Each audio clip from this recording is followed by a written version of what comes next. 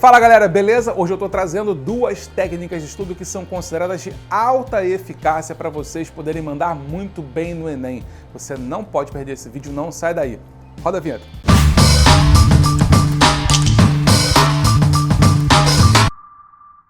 Fala pessoal, beleza? Eu sou o Diego Moreira, eu sou professor, também sou especialista em neurociência pedagógica e seu mentor educacional aqui no canal Enem 360. Pessoal, o vídeo de hoje é sobre duas técnicas de estudo que são consideradas técnicas de alta eficiência, ou seja, que quando são aplicadas pelos estudantes elas geram resultados realmente de nível bastante elevado. A gente vai falar de autoexplicação e de interrogação elaborativa, tá? Qual seria a diferença entre essas duas técnicas? Explicando para vocês vão perceber que elas são completamente diferentes, mas que as duas podem trazer resultados de desempenho muito positivo para quem colocar isso em prática. Vou começar pela autoexplicação, que é um pouco mais simples de se entender, tá certo? A autoexplicação basicamente é o seguinte: você, depois de ter estudado um certo tópico, vamos dizer que você estava estudando, por exemplo, sistema nervoso, tá? Na sua matéria lá de biologia. Aí você estudou bastante sobre o sistema nervoso, você conhece os órgãos, as partes, você conhece o funcionamento, né, dos componentes do sistema, as funções, conhece tudo aquilo. E aí agora está na hora de você fazer uma revisão daquilo que você estudou. A autoexplicação consiste basicamente em você falar para você mesmo aquilo que você entendeu daquela matéria, tá certo? Explicar um assunto para alguma pessoa é uma das formas mais eficientes de fixar o aprendizado que a gente está querendo desenvolver, tá?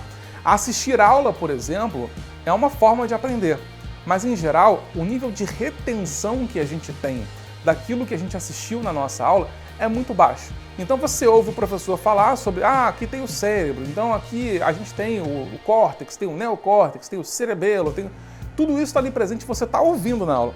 Mas o que você vai reter para sempre a partir daquela aula? Muito pouca coisa, aproximadamente 5% apenas, tá? É a parte que é retida em termos de conhecimento. Quando você estuda, faz a leitura, pratica exercícios e quando você explica para alguém, o nível de conhecimento retido ele chega a próximo de 90%. Então, praticar a autoexplicação pode ser extremamente eficiente para o seu aprendizado, tá? Em alguns momentos você pode parecer até meio doido para alguém, né? Por quê? Porque você pode não estar explicando para ninguém. Digamos que você não tem uma pessoa que está sendo teu companheiro, tua companheira de estudos para o Enem. Se você tiver, ótimo, você pode explicar a matéria para ela e essa pessoa pode explicar para você também. Assim os dois estão ganhando. Uma relação ganha-ganha é uma relação sempre melhor. Agora, se não tiver ninguém para você explicar, você explica para você mesmo, explica para o espelho, explica para o gravador do seu celular, enfim, né? Você pode fazer isso, gravar a sua explicação para você mesmo poder ouvir depois, num outro momento. A questão é a seguinte: quando você se sente obrigado a explicar um conceito, explicar um conteúdo para alguém, aumenta a nossa própria responsabilidade, o nosso próprio compromisso com o entendimento perfeito daquilo que vai ser explicado. Eu tenho uma experiência muito própria quanto a isso, porque eu sou professor e eu aprendi demais os conteúdos que eu tinha que ensinar em sala de aula quando eu sabia que eu tinha que dar aula sobre eles, tá? O simples temor de entrar na sala de aula e não saber o que dizer para os alunos me fazia estudar muito mais e aprender também muito mais para poder saber o que dizer para os meus alunos em sala de aula. Então, quando você se coloca o compromisso de explicar para você mesmo, né, ou de explicar para alguém principalmente, né, aquilo que você está estudando, com certeza o seu rendimento vai acabar sendo muito maior e o seu nível de aprendizado retido também aumenta bastante. Beleza? Então, a autoexplicação é uma técnica de excelente eficiência para aumentar o seu ganho no seu aprendizado. Tranquilo? Tudo bem? Então vamos lá para a gente aprender a segunda técnica de estudo que eu estou trazendo aqui hoje para vocês, e essa técnica é a interrogação elaborativa. Como é que essa técnica funciona, galera? Basicamente, você vai pegar um tema que você está estudando e você vai propor algumas perguntas, tá? Vou continuar aqui com o exemplo do sistema nervoso. Então, a primeira pergunta que você pode fazer basicamente é: o que eu estou estudando? E a sua resposta é: o sistema nervoso, tá? Você vai perguntar, por exemplo, né, como aquilo funciona, como o sistema nervoso funciona, quais são as etapas, quais são os componentes. Se eu estiver estudando, por exemplo, uma parte do sistema nervoso, se eu estiver falando, por exemplo, sobre o cerebelo, né, eu posso me perguntar assim: quais são as funções desempenhadas pelo cerebelo no sistema nervoso. Tá? Eu posso me perguntar como ele funciona, eu posso me perguntar por que ele é responsável por aquelas funções. Na medida em que você vai provocando perguntas sobre os temas que você está estudando, você vai também se obrigando a elaborar as respostas. E é claro, onde é que você vai buscar as respostas? No seu material didático, nas suas aulas, nos seus recursos para estudo.